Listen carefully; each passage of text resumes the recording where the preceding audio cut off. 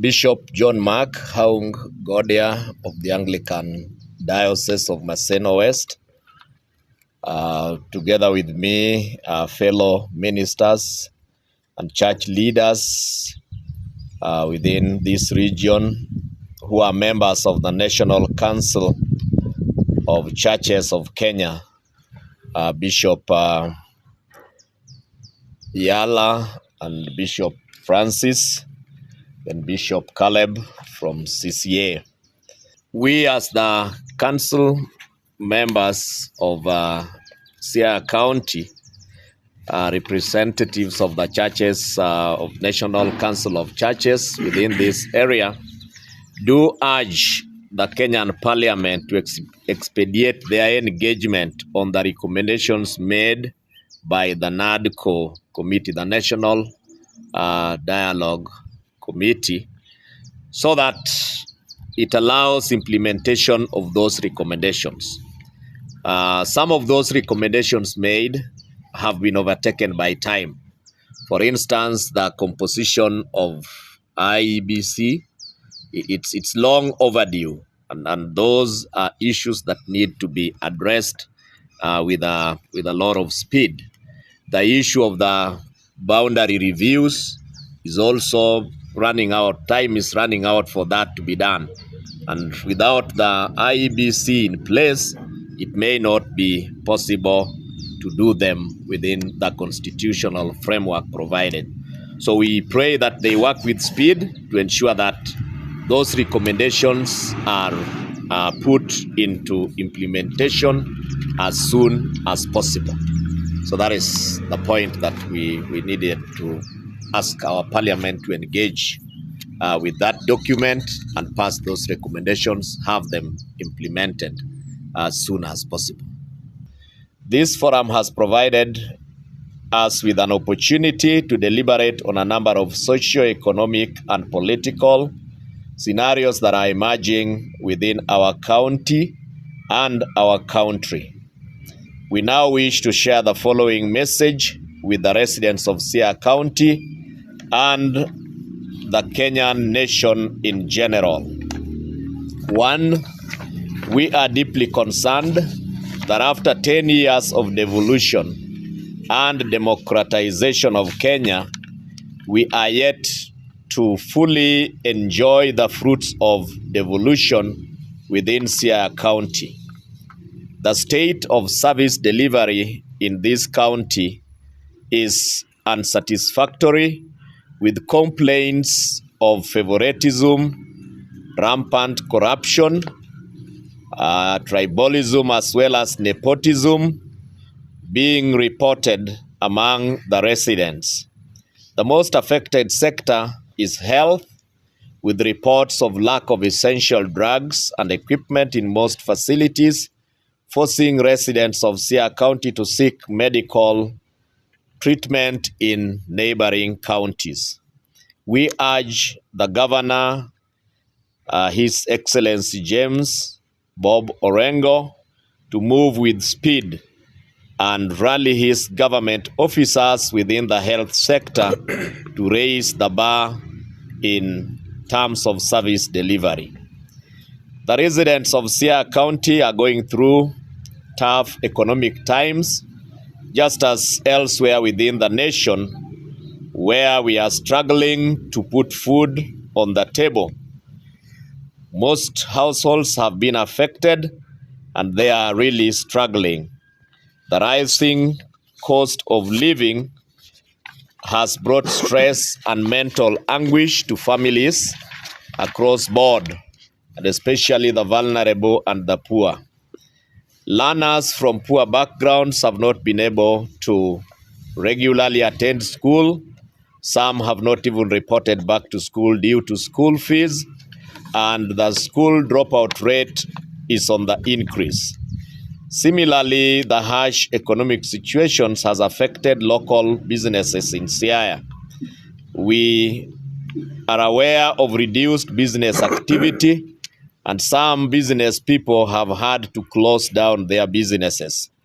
The county government of Siaya should rise to support the business community by speedily operationalizing the grant scheme to business groups within the county. We note that the Constitution provides for inclusive participation of the public in constitutional and democratic governance processes within the county level up to the village level. This includes effective public participation in policy formulation, budgeting, planning, and the implementation processes of those things that have been planned. However, in our county, the public participation process in Siaya is fundamentally flawed. The public is not adequately communicated to. Attendance is restricted to only a few people, and the county officials undertake public participation as a public relation exercise to meet the legal requirement. This has resulted in loss of social accountability, lack of public goodwill, and apathy among county residents. We urge the governor to lead and review the public participation bill and ensure that the objective and spirit of the public participation process is met. Bishop Jackton Yala of Maranatha Faith Assemblies. The security apparatus need to move with speed and rein in cases of killings, breakings, muggings, threats, and intimidation.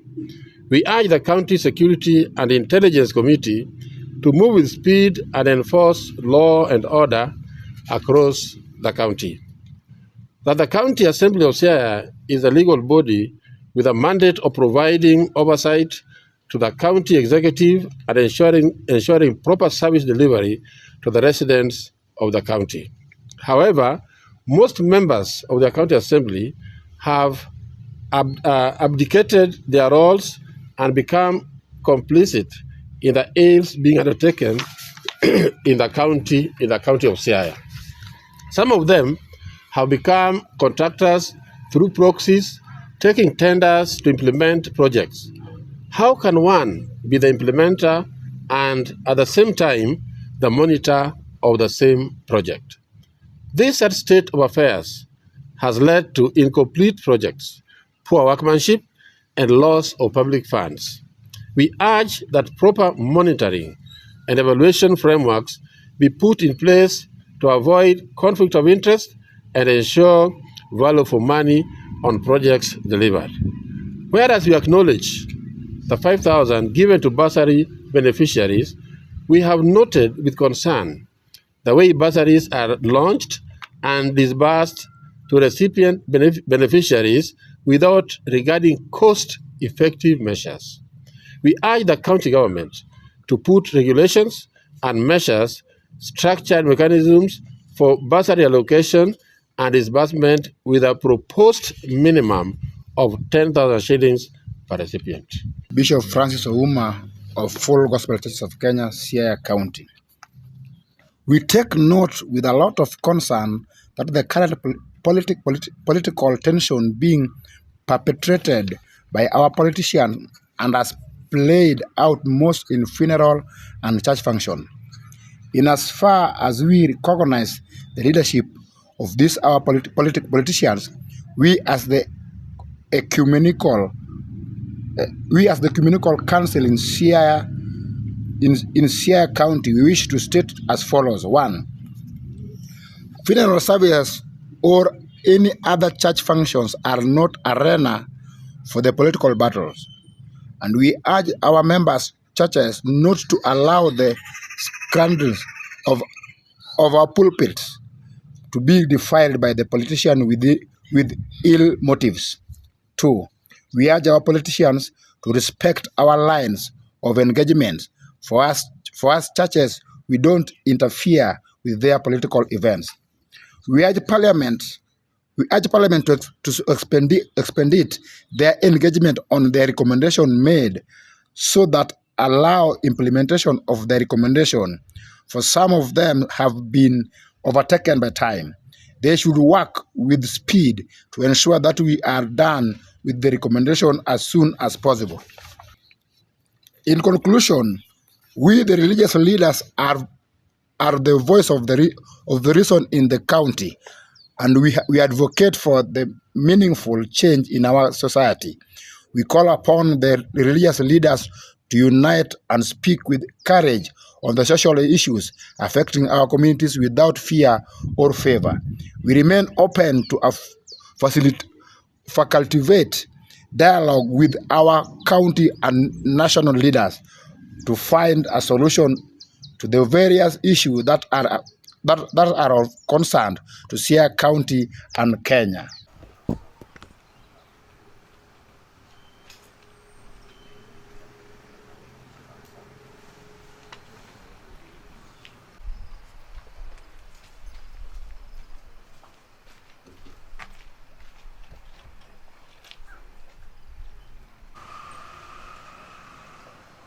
Kidogo tu nachukua picha zingine. Okay.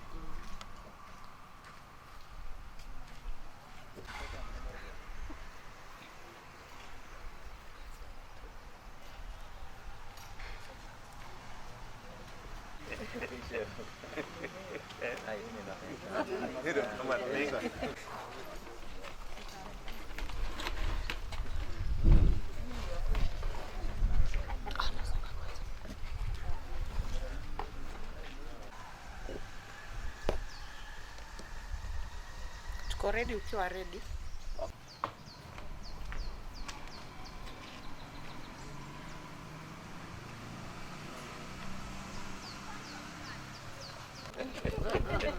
Kare.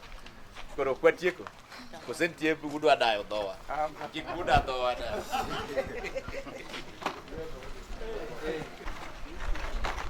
Where's the one more chair. One more. There is a point which didn't come out clear. I don't know what you wanted. Now it is in point number 9, and let me just clarify. Yeah.